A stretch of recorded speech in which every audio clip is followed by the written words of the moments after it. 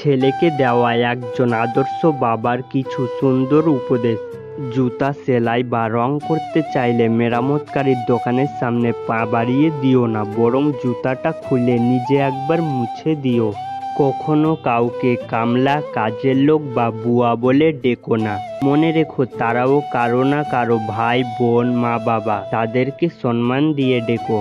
বয়স, শিক্ষা, পদ বা পদবীর দিক দিয়ে কেউ ছোট হলেও কখনো কাউকে ছোট করে দেখো না, নইলে তুমি ছোট হয়ে যাবে। পড়াশোনা করে জীবনে উন্নতি করো, কিন্তু কারো ঘাড়ে পা দিয়ে উপরে ওঠার চেষ্টা করো না। কাউকে সাহায্য করে পিছনে ফিরে চেয়েও না, সে লজ্জা পেতে পারে। সব সময় পাওয়ার চেয়ে দেওয়ার চেষ্টা করো বেশি। মনে রেখো প্রদানকারীর হাত সর্বদা উপরেই থাকে। এমন কিছু করো না যার জন্য তোমার এবং তোমার পরিবারের উপর আঙুল ওঠে। ছেলে হয়ে জন্ম নিয়েছো, তাই দায়িত্ব এড়িয়ে যেও না। তোমার কি আছে তোমার গায়ে লেখা নেই, কিন্তু তোমার ব্যবহারে দেখা যাবে তোমার পরিবার কোথায় আছে। কখনো মার কথা শুনে বউকে এবং বউয়ের কথা শুনে মাকে বিচারের কাঠগড়ায় দাঁড় করিও না। কাউকে ফেলতে পারবে না। কারো বাসায় নিমন্ত্রণ খেতে গেলে বাসায় দুমুঠো ভাত খেয়ে যেও, অন্যের পাতিলের ভাতের আশায় থেকো না।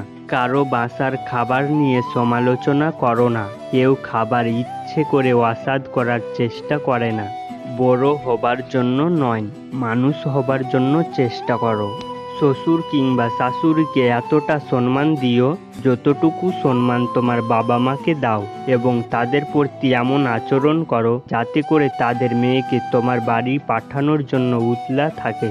সব সময় ভদ্র ও নম্রভাবে চলো এবং কথা বলো, কিন্তু অন্যায়ের সাথে আপোষ করো না। এক জ্ঞানী বাবা নিজ পুত্রকে বলেছিলেন, জীবনে 3টি বিষয়ে কখনো ছাড় দিবে না। 1, ভালো খাবার খাওয়া। 2, ভালো বিছানায় ঘুমানো। 3, ভালো ঘরে বসবাস করা। ছেলে বলল, কিন্তু আমি তো দরিদ্র, এইগুলো আমার দ্বারা কিভাবে সম্ভব? জ্ঞানী বাবা বলল, 1, যখন প্রচণ্ড খিদে পাবে তখন খাবে, তাহলে যা খাবে তাই হবে সবচেয়ে ভালো খাবার। 2, যখন কাজ করতে করতে ক্লান্ত হয়ে যাবে তখন ঘুমাবে, যেখানেই ঘুমাবে সেটাই হবে ভালো বিছানা। 3, যখন মানুষের সাথে মিশবে, সদাচরণ করবে, তাদের অন্তর জয় করে সেখানে বাস করবে, এটাই হবে তোমার জন্য সবচেয়ে ভালো ঘর, ভালো ঠিকানা।